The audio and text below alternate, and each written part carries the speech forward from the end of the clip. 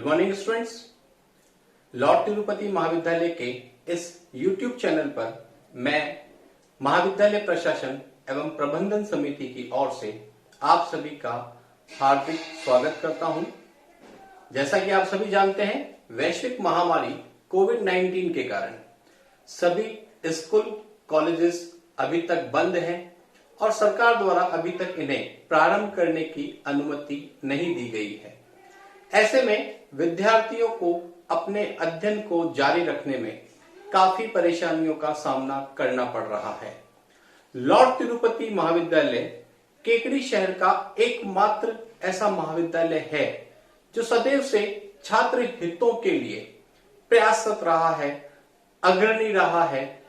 इसी क्रम में छात्रों की परेशानी को देखते हुए लॉर्ड तिरुपति महाविद्यालय प्रत्येक कक्षा के प्रत्येक विषयों के वीडियो लेक्चर्स को अपने अनुभवी एवं योग्य अध्यापकों से तैयार करवाकर अपने इस YouTube चैनल के द्वारा छात्रों तक पहुंचा रहा है।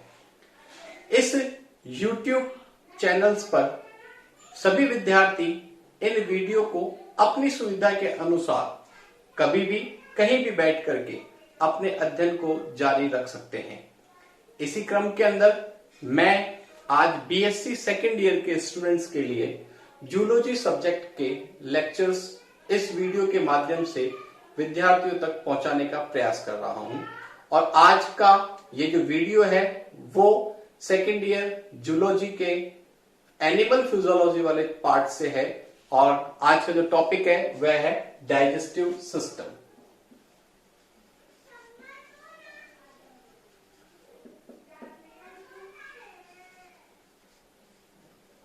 जिसको अपन हिंदी में बोलते हैं पाचन तंत्र।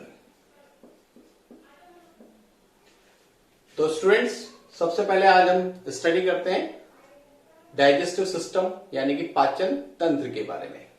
देखो, आप जानते हैं कोई भी जीव जो हुआ करता है उसे कार्य करने के लिए ऊर्जा यानी कि एनर्जी की आवश्यकता हुआ करती है और ये ऊर्जा या एनर्जी जीव प्राप्त करते हैं सदैव भोज्य पदार्थों के द्वारा।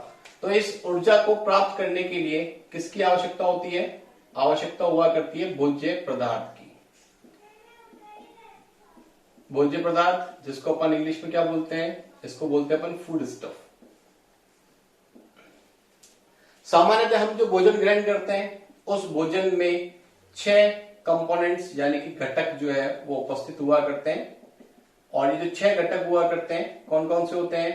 पहला हुआ करता है कार्बोहाइड्रेट, दूसरा हुआ करता है प्रोटीन, तीसरा हुआ करता है लिपिड, चौथा हुआ करता है विटामिन, पांचवा हुआ करता है वाटर और छठा हुआ करता है मिनरल्स यानी कि खनिज पदार्थ। तो यहां पर ये जो 6 घटक हुआ करते हैं carbohydrate, protein, lipid, vitamin, water और मिनरल्स, ये एक संतुलित भोजन के अंदर संतुलित मात्रा के अंदर आवश्यक रूप से उपस्थित हुआ करते हैं। कार्बोहाइड्रेट जो हुआ करते हैं ये ऊर्जा उत्पादक या ऊर्जा का निर्माण करने वाले होते हैं, इसलिए इन्हें बोलते हैं ऊर्जा निर्माणकारी।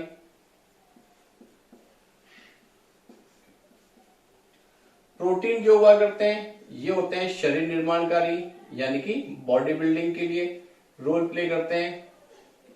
आप जानते हो शरीर के निर्माण के लिए मांसपेशियों की संख्या में वृद्धि आवश्यक हुआ करती है और मांसपेशियों यानी कि मसल्स के निर्माण के लिए किसकी आवश्यकता होती है? प्रोटीन्स की आवश्यकता हुआ करती है। लिपिड जो होते हैं ये हमारे शरीर में स्नेहक यानी कि लुब्रिकेंट्स के तौर पर काम आया करते हैं। इसके अलावा जितने भी हमारी बॉडी के अंदर स्टेरॉइड्स का निर्माण हुआ करता है, प्राकृतिक स्टेरॉइड्स जो हुआ करते हैं ये भी किसके बने होते हैं? वसाओं के बने हुआ करते हैं। कुछ हार्मोनों के बनने के अंदर भी लिपिड्स का बहुत महत्वपूर्ण रोल हुआ करता है। विटामिन जो होते हैं ये होते हैं नियामक यानी कि रेगुलेटर।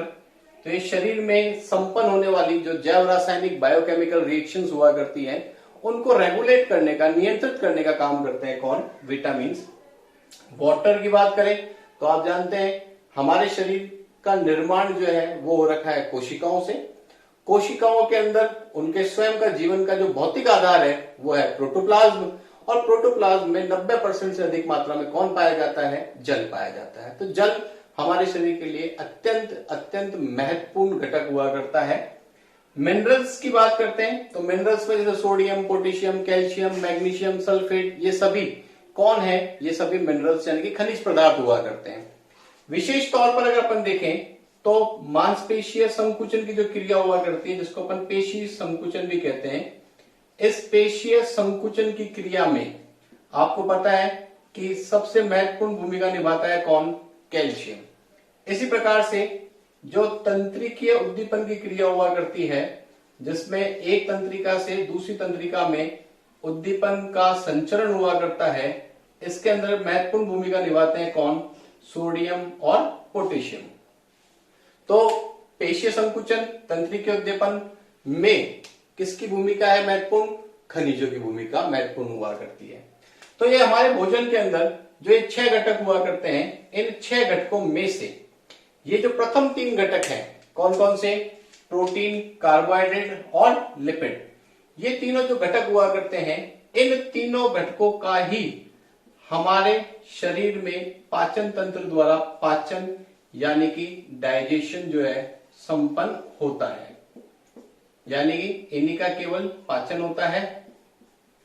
जो शेष 3 अन्य घटक हुआ करते हैं, जिनमें कौन है हमारे पास? विटामिन, जल और खनिज यानी कि मिनरल्स, इनका हमारे शरीर में पाचन नहीं हुआ करता है। ये जिस अवस्था में भोजन के साथ ग्रहण किए जाते हैं, उसी अवस्था में इनका उपयोग हुआ करता है। अर्थात इन 6 घटकों में से इन प्रथम 3 घटकों का ही पाचन होता है, शेष 3 घटकों के पाचन की क्रिया पाचन तंत्र में संपन्न नहीं हुआ करती है।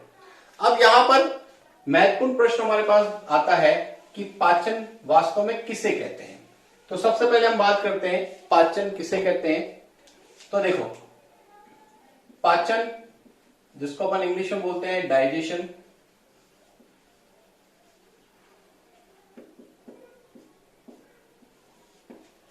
ग्रहण किए गए भोज्य पदार्थ में उपस्थित जटिल और बड़े आकार के भोज्य पदार्थों का, कणों का सरल और छोटे आकार के भोज्य कणों में परिवर्तन क्या कहलाता है? पाचन कहलाता है। तो पाचन क्या है? पाचन है ग्रहण किए गए भोजन में उपस्थित जटिल और बड़े आकार के भोज्य कणों का सरल और छोटे आकार के भोज्य कणों में परिवर्तन क्या कहलाता है? पाचन कहलाता है। यह क्रिया संपन्न हुआ करती है कहां पर? पाचन तंत्र के अंदर। पाचन की क्रिया कहां संपन्न होती है? पाचन तंत्र में संपन्न होती है। यानी कि पाचन तंत्र के अंदर ही जटिल पदार्थ जो है वो परिवर्तित होता है किसके अंदर? सरल में। और जो भोजन के बड़े कण हुआ करते हैं वो परिवर्तित होते हैं किसके अंदर? छोटे कणों के अंदर। अब यहाँ एक इंपॉर्टेंट जो है टर्म हमारे पास आती है कि जटिल भोज्य पदार्थ क्या है और सरल कैसे परिवर्तित होते हैं। तो मैं इसको एक एग्जांपल से बताता हूं। आपने नाम सुना है कार्बोहाइड्रेट्स का। इन कार्बोहाइड्रेट्स के अगर वर्गीकरण को देखें तो कार्बोहाइड्रेट जो है वो 3 प्रकार की है। जैसे पहली कौन सी है? मोनोसेकेराइड। दूसरी जो है वो होती है ओलिगोसेकेराइड, और तीसरी जो होती है वो होती है पॉलीसेकेराइड।